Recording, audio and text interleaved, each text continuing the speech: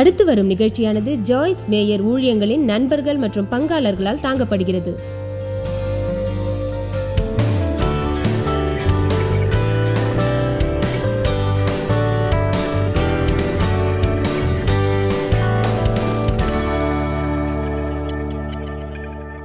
நாம் செய்யாத காரியங்களை மற்றவர்கள் செய்வார்கள். அவர்களை பற்றி நாம் ஏதாவது தீர்மானித்தால் அது நமது மகிழ்ச்சியை குலைக்கும், சமாதானத்தை பறிக்கும் என்பதுதான் உண்மை. அது வார்த்தையை சார்ந்து இருக்காது. தேவன் செய்யாதே என்று சொன்னால் நீங்கள் அதை செய்யாதீர்கள். உங்களிடம் ஒரு விஷயம் சொல்கிறேன். அது போன்ற அநேக விஷயங்களை நான் அறிவேன். மகத்தான தெய்வ மனிதர்கள் பலரை எனக்கு தெரியும். அவர்கள் திரைப்படம் பார்க்க செல்வார்கள், ஆனால் நான் போக மாட்டேன். அதை நான் செய்ய மாட்டேன். அதை செய்தால் எனக்கு சமாதானம் இருக்காது. அங்கே மற்றவர் என்னை பார்ப்பதை நான் விரும்ப மாட்டேன். ஒரு காலகட்டத்தில் எனக்கு அப்படி ஒரு பிரச்சனை இருந்தது. அதை நான் கடந்து வந்துள்ளேன். ஒருவேளை நீங்கள் அதை செய்தால் உங்களை எப்படி ஒரு கிறிஸ்தவர் என்று அழைப்பீர்கள்? அது பற்றி நீண்ட காலம் நினைத்தேன். சில நேரம் அது எனக்கு மிக கடினமாக இருந்தது. எனவே என் வேலையை கவனிப்பதென்று முடிவு செய்தேன். ஏனென்றால் என் வாழ்விற்கான கணக்கைத்தான் நான் வழங்கப் போகிறேன். பொதுவாக பிள்ளைகளை பற்றி ஒரு விஷயம் சொல்கிறேன். உங்கள் பிள்ளைகளுக்கான எல்லையை நீங்கள் வகுக்க வேண்டும். அவர்கள் தரமான ஒரு வாழ்வு வாழ வேண்டும். பவுல் சொன்னார், சிலர் என் நாள் வரைக்கும் சிலையை ஒரு பொருள் என்று எண்ணி சிலைக்கு படைக்கப்பட்டதை புசிக்கிறார்கள். அவர்களுடைய மனசாட்சி பலவீனமாயிருப்பதால் கரைப்படுகிறது. பெரிய காரியங்களையே நாம் செய்ய வேண்டும்.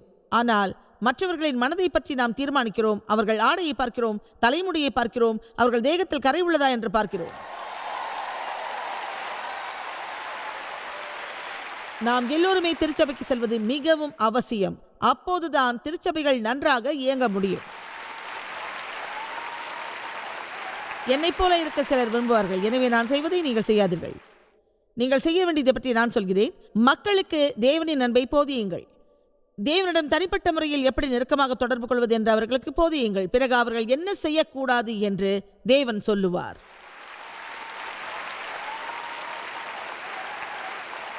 எனக்கு சிகரெட் பிடிக்கும் பழக்கம் இருந்தது. அதை நான் செய்யக்கூடாது என்று சொல்வதற்கு தேவன் நீண்ட காலம் எடுத்துக்கொள்ளவில்லை. நான் சிகரெட் பிடிக்க ஆரம்பித்தது என் 9 வயதில். இங்கிருந்து நான் சென்றதும் அதை பற்றி எனக்கு சில கடிதங்கள் வரும். எனக்கு தெரியும். அந்த பழக்கம் நம்மை நரகத்துக்கு அனுப்பிவிடும். அப்படின்னு நான் சொல்லலை. ஏன் அமைதியாயிட்டீங்க? இதை கவனியுங்க. நான் செய்வது சிலருக்கு பிடிக்காமல் இருக்கலாம், ஆனால் அது எனக்கு பிடிக்கிறது. ஏன் அதிகமாக சாப்பிடக்கூடாது என்பதை பற்றி வேதம் நிறைய விஷயங்களை சொல்கிறது.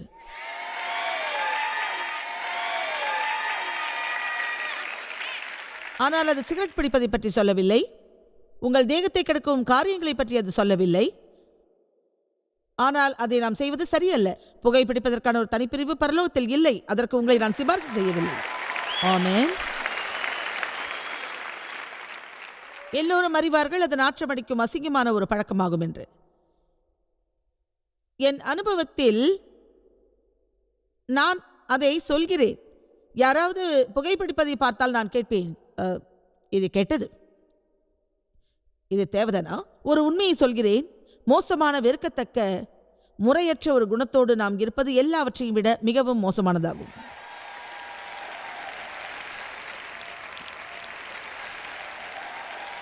அது ஏன் தெரியுமா? அது எனக்கு நேர்ந்த ஒரு அனுபவமாகும். ஒரு உண்மையை சொல்கிறேன். சில முக்கியமான மத தலைவர்கள் இருக்கிறார்கள். அவர்கள் இந்த உலகின் மிகவும் கீழ்த்தரமான மக்கள். ஒருமுறை என்னுடைய அத்தை என்னிடம் சொன்னார், உன் கண்ணில் நீல நிறம் சாயம் பூசுவதால் நீ நரகத்துக்குத்தான் போவாய் என்று.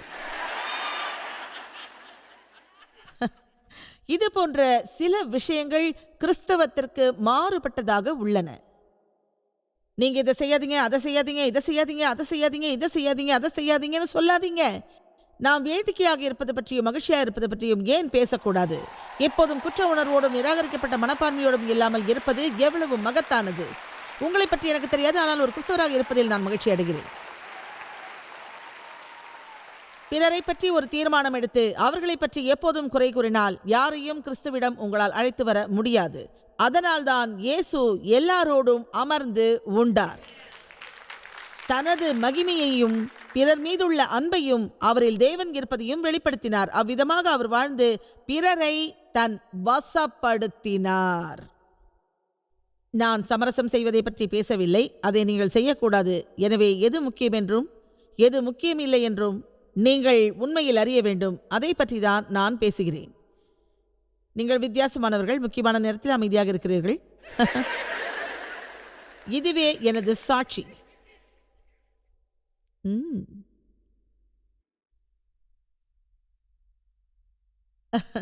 அது சரிதானே? அதை நீங்கள் செய்ய வேண்டும் என்று நான் சிபாரிசு செய்யவில்லை. அதை புரிந்து கொள்ளுங்கள். எது முக்கியமானது என்பதை நாம் முதலில் புரிந்து கொள்ள வேண்டும். எனவே பிறரை பற்றி தீர்மானிப்பதும் அவர்களை பற்றி குறை கூறுவதும் உங்களுக்கு மட்டுமல்ல, எனக்கும் அது மோசமான விளைவுகளை உருவாக்கும். அடுத்த 3 மாசத்துக்கு எனக்கு வர்ற இமெயிலை நான் பார்க்க போறதில்லை.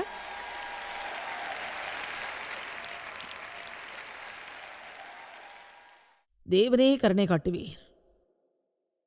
அந்த காலத்தில் மூக்குத்திகளும் கம்மல்களும் வேறு ஆபரணங்களும் அணிந்தார்கள். அதையெல்லாம் தவிர்த்திடுங்கள் என்றுதான் மக்களிடம் நான் சொல்கிறேன். பவுல் அப்படி சொல்லவில்லையே ஜாய்ஸ், எந்த நகைகளையும் அணிய வேண்டாம் என்று எப்போதாவது பவுல் சொன்னாரா? அவர் அப்படி சொன்னாரா? இல்லை. அந்த காலத்தில் விலை மாதர்கள் நகைகளை அணிவதை பற்றி அவர் சொன்னார். ஒரு விலை மாது போல அலங்காரம் செய்தபடி திருச்சபைக்கு வராதீர்கள் என்றார். அதைத்தான் நானும் சொல்கிறேன். தேவனின் பெண்களுக்கு கவர்ச்சி தேவையில்லை. அவர்கள் தெய்வீகமாக இருக்க வேண்டும். ஆமென். எனவே நீங்கள் யாரும் லோக்கட் ஆடை அணிய வேண்டாம். ஏனென்றால் உங்கள் கவர்ச்சியை பார்ப்பது மற்றவர்களின் வேலை இல்லை. ஆமென். ரொம்ப நேரம் ஆயிடுச்சு. சாப்பிட வேற போகணும்.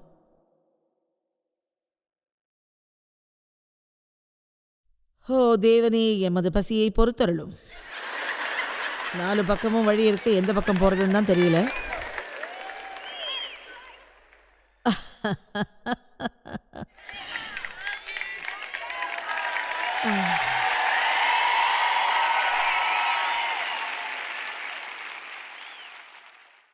நேர்மையாக சொல்லுங்கள். பிறரை பற்றி தீர்மானிப்பது உங்களின் மகிழ்ச்சியை பறிக்குமா? உங்கள் அன்றாட வாழ்வில் உள்ள வேலையை மட்டும் பார்ப்பதில் உங்களுக்கு மகிழ்ச்சி இருக்குமா?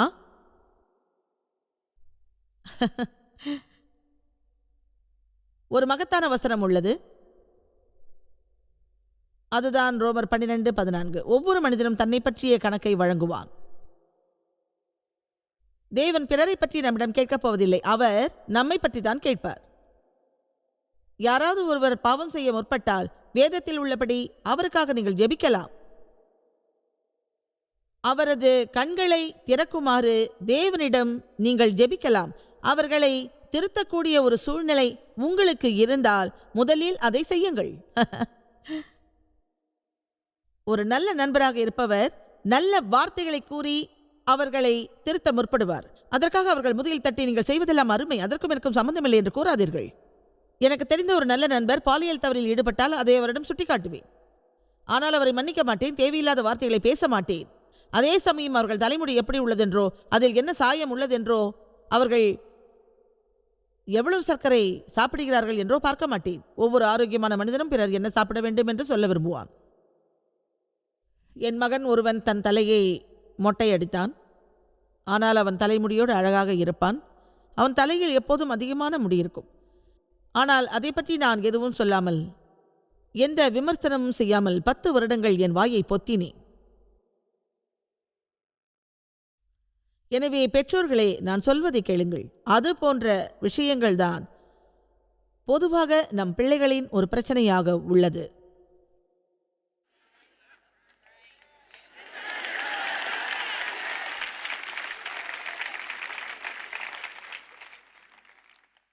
சிலர் தாங்கள் அணியும் ஜீன்ஸ் பேண்டில் ஓட்டை இருப்பதை விரும்புகிறார்கள். அதை வாங்கி தங்கள் அலமாரியில் வைக்க விரும்புகிறார்கள். உங்களுக்கு ஏதாவது துணி தேவைப்பட்டால் நான் உங்களுக்கு வாங்கி தருகிறேன். நான் வேறு ஒரு தலைமுறையை சேர்ந்தவள். எனவே கிழிந்த துணியை நான் வாங்க மாட்டேன். புது துணிகளை தான் வாங்குவேன். அது தானாக கிழிந்துவிடும். ஆனால் அது ஒரு பைபிள் பிரச்சனை அல்ல. எனவே ஒரு துணியை நீங்கள் அணிய விரும்பாவிட்டால் அதை அணியாதீர்கள். ஆனால் அதே சமயம் வேறு யாராவது அப்படி ஆடையை அணிந்திருந்தால் அவர்கள் எனக்கு முன்பாக வருவதை நான் விரும்ப மாட்டேன். அது ஏன் தெரியுமா? அது என் ஒப்பந்தம், அது அரைகுறையான விஷயம்.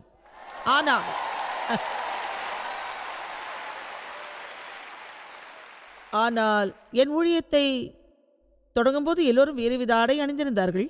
இங்கும் சிலர் அப்படி உள்ளார்கள். இப்போது நான் சொல்ல வரும்போது, எங்களிடம் அற்புதமான ஆராதனை பேண்டுகள் உள்ளன. அதை நான் பழகுவதற்கு சில காலமானது.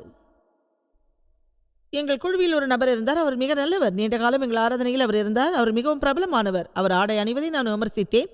அவர் எங்களோடு மேடைக்கு வரும்போது அவர் தலைமுடி கலைந்திருக்கும். படுக்கையிலிருந்து அப்போதுதான் எழுந்து வந்தது போல் இருக்கும். அது எப்படி இருக்கும் என்றால், நான் எழுந்தவுடன் இருப்பது போல இருக்கும். அது சரியானதல்ல. ஒரு நாள் என்னிடம் சொன்னார், என் தலையை இப்படி வைத்துக்கொள்ள குறைந்தது 35 நிமிஷம் எனக்கு தேவைப்படுது. அவர் வேடிக்கை செய்வதாக நான் நினைத்தேன். என் வாழ்வில் நடந்த நிகழ்ச்சி, டெனிம் ஆடை அணிந்து அபிஷேகம் பெற விரும்பினேன். ஆனால் பாலிஸ்டர் ஆடை அணிந்து தான் அபிஷேகம் பெற வேண்டும் என்று கூறினார்கள். டெனிம் ஆடை அணியக்கூடாது என்றார்கள். நான் உண்மையாக சொல்கிறேன். அது ஏன் தெரியுமா? அப்போது அப்படிப்பட்ட மத சார்பிலான ஒரு மரபு இருந்தது. அதனால் பலரும் அதை தவிர்த்தார்கள். எனக்கு ஒன்றும் புரியவில்லை. நான் அந்த வழக்கப்படியே செல்வதென்று தீர்மானித்தேன். காரணம், அபிஷேகம் எனக்கு முக்கியம்.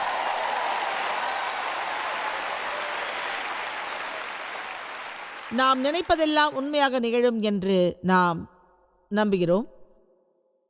நான் சொல்ல விரும்புவது என்னவென்றால், பிறரது குணத்தையும் அவர்கள் என்ன செய்கிறார்கள் என்பதையும் பார்க்காதீர்கள். உங்களை குழப்பாதீர்கள். உங்கள் மீது அக்கறை காட்டி உங்கள் இருதயம் தேவனுக்கு முன் சரியாக இருப்பதை உறுதி செய்யுங்கள். மற்றவர்கள் என்ன செய்ய வேண்டும் என்பதை தேவன் அவர்களிடம் சொல்லுவார். சில நேரங்களில், அதாவது சில சந்தர்ப்பங்களில் பைபிளுக்கு புறம்பாக தவறான காரியங்களை நாம் செய்யக்கூடும். ஆனால் தேவன் அதை நமக்கு சொல்ல மாட்டார். சரியான நேரத்தில் அவர் அதை சொல்வார். அது நமக்கு சற்று கடினமாக இருக்கும். நான் ஒரு உதாரணம் சொல்கிறேன். அதை முழுவதும் சொல்ல எனக்கு நேரமில்லை. இருந்தாலும் நடந்ததை சொல்கிறேன். நான் ஊழியத்தை தொடங்கிய போது ஒரு பெண் என்னிடம் ஆலோசனை பெற வந்தாள். அவள் அப்போதுதான் கிறிஸ்துவை அடைந்திருந்தாள். அவள் பரபரப்போடு இருந்தாள். என்னோடு அவள் பேசும்போது தனது பாய் ஃப்ரெண்டுடன் தான் வாழ்வதாக தெரிவித்தாள். அவள் பரபரப்பாடங்க நான் காத்திருந்தேன். அப்படி இருக்கக்கூடாது என்று அவளிடம் நான் சொன்னேன். அவள் அப்படி இருந்தது தேவையற்ற ஒரு காரியம். தேவன் என்னிடம் பேசினார். அவர் சொன்னார், நோ நோ, சரியான நேரத்தில் நானே அவளிடம் சொல்வேன். சில நேரங்களில் போதுமான அளவுக்கு தேவனிடம் எல்லோரும் நெருங்கி இருப்பார்கள். அப்போது அவர்கள் தேவனை நேசித்தால் அவர்களின் தவறுகளை அவராகவே மன்னிப்பார்.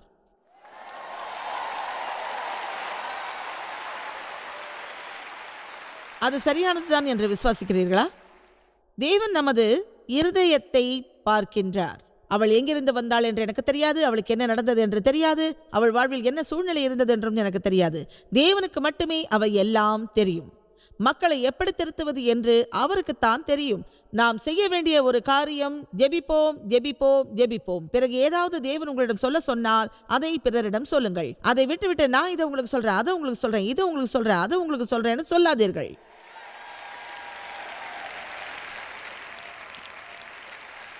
நான் சொல்வது எங்கிருந்து வருகிறது என்று எனக்கு தெரியாதது. தேவனின் வார்த்தை என்பது மட்டும் தெரியும்.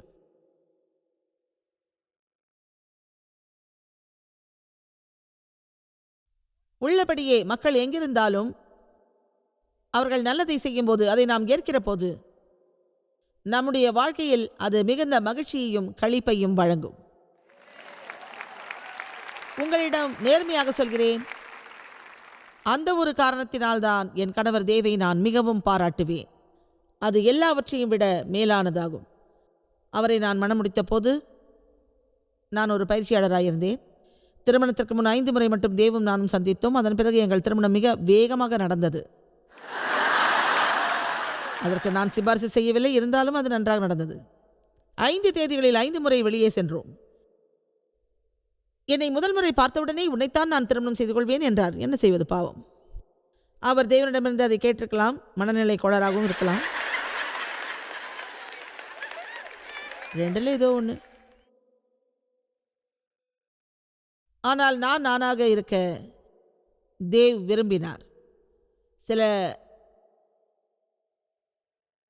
நேரங்களில் என் மனநிலை அடிக்கடி மாறும்.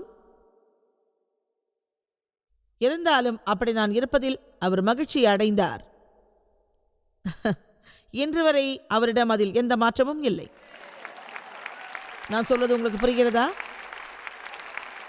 எனவே நீங்கள் உள்ளது போலவே தேவனிடமும் இருக்க வேண்டியதை மறக்காதீர்கள்.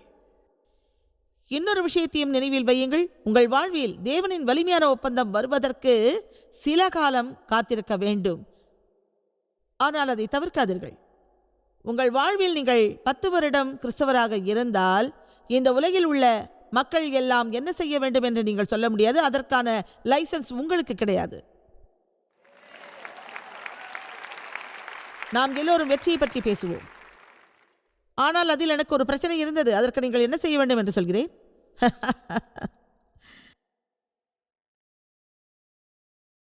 உங்கள் வாழ்வை மகிழ அவருக்கு இடம் கொடுங்கள். அதை நீங்கள் செய்வீர்களா? உங்கள் வாழ்வில் நீங்கள் மகிழ விரும்பினால் நல்லதையே செய்யுங்கள். உங்கள் நாவில் தீயவைகளை பேசாதீர்கள். குற்ற உணர்வோடு இருக்காதீர்கள்.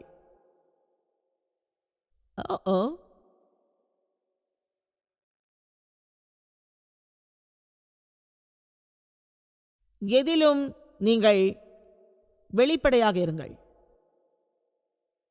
நீதிமொழிகள் 18:20. அவனவன் வாயின் கனியால் அவனவன் வயிறு நிரம்பும், அவனவன் உதடுகளின் விளைவினால் அவனவன் திருப்தியாவான்.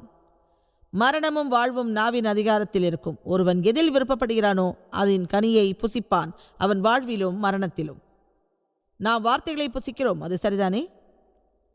அடுத்து பெண்களுக்கான ஒரு வசனம் உள்ளது, அதை ஆண்கள் விரும்புவார்கள். நீதிமொழிகள் 21:9. சண்டைக்காரியோடே ஒரு பெரிய வீட்டில் குடியிருப்பதை விட, ஒரு அடுக்குமாடியில் பற்றி எறியக்கூடிய ஒரு சூழ்நிலையில் இருப்பதை விட, வீட்டின் மேல் ஒரு மூலையில் தங்கி இருப்பதே நலம்.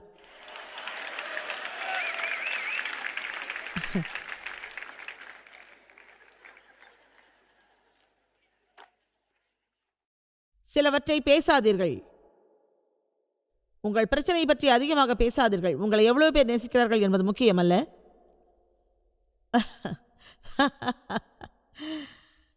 நீங்கள் செய்வதை கேட்டு அவர்கள் களைத்து போயிருப்பார்கள்.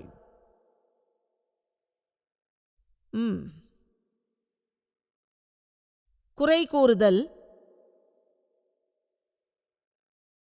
எந்த ஒரு பலனையும் தராது. ஆகவே பெருமை பேசுவதும் புகார் சொல்வதும் மற்றவர்களின் தவறுகளை பற்றி முணுமுணுப்பதும் எந்த ஒரு பலனையும் தராது. அது ஒரு கட்டுக்கதையாகும். சொல்வது புரிகிறதா? அதை விசுவாசிக்கிறீர்களா என்று உங்களை கேட்கிறேன். கவனியுங்கள், நான் உங்களிடம் சொல்வதெல்லாம் நீங்கள் ஜெபிக்க வேண்டும் என்பதற்காகத்தான். எல்லாவற்றையும் விட மோசமானது ஒன்று உள்ளது. நாம் புறம் பேசுவதற்கு ஒரு ஆவிக்குரிய வர்ணத்தை பூசுகின்றோம்.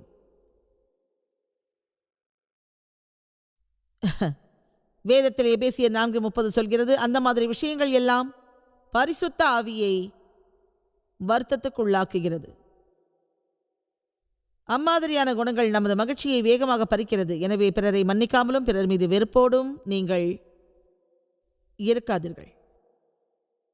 உங்களில் எவ்வளவு பேர் வெறுப்போடு இருக்கிறீர்கள் என்று எனக்கு தெரியாது. ஆனால் இங்கு வரும் அநேக மக்கள் அப்படி இருப்பது எனக்கு வியப்பாக இருக்கிறது. இன்று ஒருவேளை யார் மீதாவது நீங்கள் வெறுப்போடு இருக்கலாம்.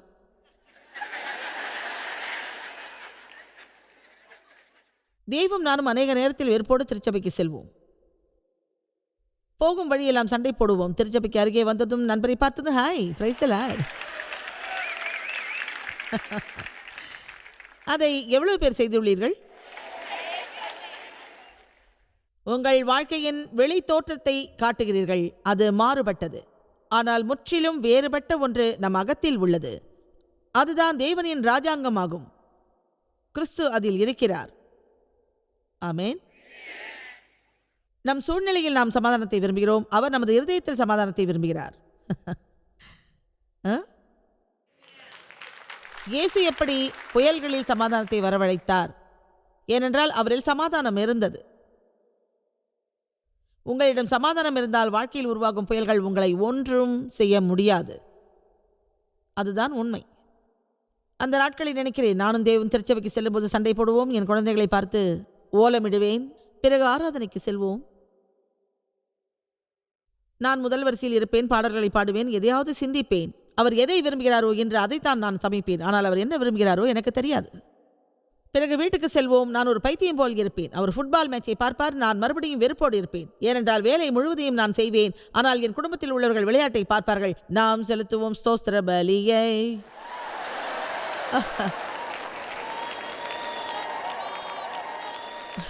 ஒரு விஷயத்தை நாம் செய்யலாம். உங்கள் மனதில் தவறான எண்ணங்கள் இருந்தாலும் நீங்கள் சரியாக நினைப்பதை செய்யலாம். ஆனால் நமது வாழ்வில் நம் மீது நாம் அக்கறை காட்டுவதை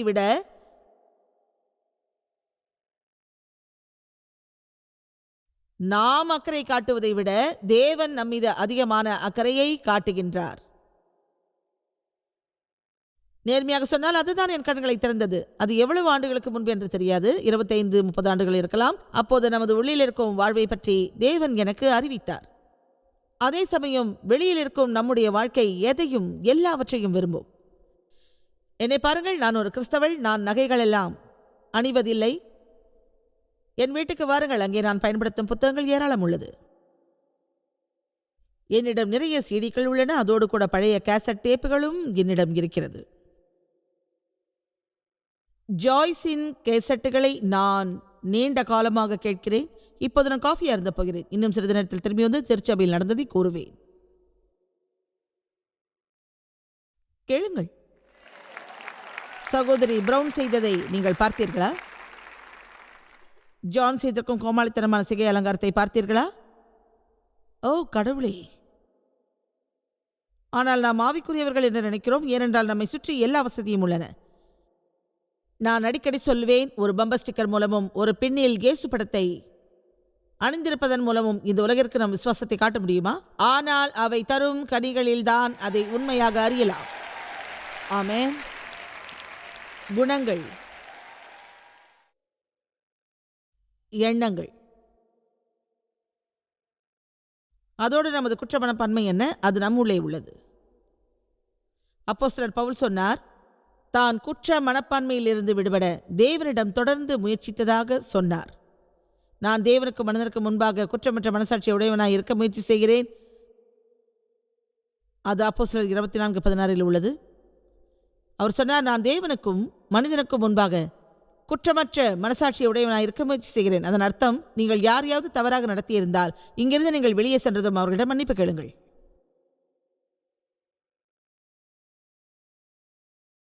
பிறகு நீங்கள் மகிழ்ச்சி அடைவீர்கள். நீங்கள் யாரையாவது தவறாக நடத்தியிருந்தால், யாரிடமாவது கோபமாக இருந்திருந்தால், யாரிடமாவது சுயநலத்தோடும் சுயசார்போடும் இருந்திருந்தால், பிறரை பற்றி நீங்கள் சொல்லவே கூடாததை சொல்லி இருந்தால், பிறரை பற்றி மற்றவர்களிடம் முணுமுணுத்து இருந்தால், அப்போது நீங்கள் என்ன செய்ய வேண்டும் தெரியுமா? அவர்களிடம் நேரில் சென்று நீங்கள் சொல்லுங்கள், நான் வந்திருப்பது ஏன் தெரியுமா? உங்களை பற்றி ஒரு நாள் ஒருவரிடம் தவறாக பேசிவிட்டேன், அதற்காக மன்னிப்பு கேட்க வந்தேன். அந்த இடத்தில் அப்படி நான் பேசியிருக்கக்கூடாது, அது என் தவறுதான், என்னை மன்னிக்குமாறு உங்களை கேட்கிறேன். அடுத்தபடியாக நீங்கள் பேசுவதற்கு முன் 2 முறை யோசிப்பீர்கள். அப்படிப்பட்ட ஒரு வழியில்தான் தேவன் என்னை வழி நடத்தினார். எனவே எதை பற்றி நான் பேசினாலும் நன்றாக சிந்தித்துவிட்டு பேசுவேன். அதில் தவறு இருந்தால் திருத்திக் கொள்வேன். பிறகு இப்படி சொல்வேன், ஓ என்னை மன்னியும் தேவனே, உண்மையிலேயே நான் அதை பற்றி பேசியிருக்கக்கூடாது. ஆமென். எனவே நாம் செய்யும் எதையும் சரியாக செய்ய வேண்டும். அதாவது எதை நாம் செய்தாலும் அதை நாம் சரியாக செய்ய வேண்டும். எனவே மனிதருக்காக நாம் வாழக்கூடாது, தேவனுக்காக நாம் வாழ்வோம் என்று தீர்மானிப்போம். நம் உள்மனதில் இருப்பவையெல்லாம் சரியாக இருக்க வேண்டும் என்று நாம் தீர்மானிப்போம். அதனால் வெளியில் நிகழும் எதுவும் நமது மகிழ்ச்சியை பறிக்காது, நம்மை துக்கப்படுத்தாது. தேவனை முழு மனதுடன் நாம் போற்றுவோம். ஆமென்.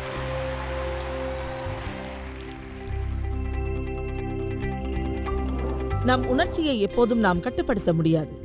ஆனால் தேவனின் உதவியோடு நமது எண்ணங்களை சரி செய்யலாம், சரியானதை பேசலாம்.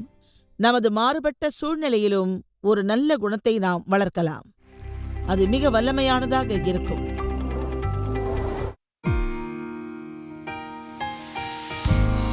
இந்த ஊழியத்தை உலகமெங்கும் சாத்தியமாக்கும் நண்பர்களுக்கும் பங்காளர்களுக்கும் எங்களது நன்றியையும் பாராட்டுகளையும் தெரிவிக்கிறோம். ஒன்றாய் இணைந்து நாம் பசி உழவுகளை போஷித்து உடைகளை கொடுத்து தேசங்களுக்கு சுவிசேஷத்தை சொல்லி வருகிறோம். எங்களை தொடர்பு கொண்டு www.jmumindia.org உங்கள் ஜெபத் தேவைகள் மற்றும் எங்களின் வெளியீடுகள் பற்றி அறிந்து ஜாய்ஸ் அவர்கள் நிகழ்ச்சிகளை அறிந்து எங்களோடு இணைந்து தேவ அன்பை உலகிற்கு பரவச் செய்யுங்கள். அடுத்து வரும் நிகழ்ச்சியானது ஜாய்ஸ் மேயர் ஊழியங்களின் நண்பர்கள் மற்றும் பங்காளர்களால் தாங்கப்படுகிறது.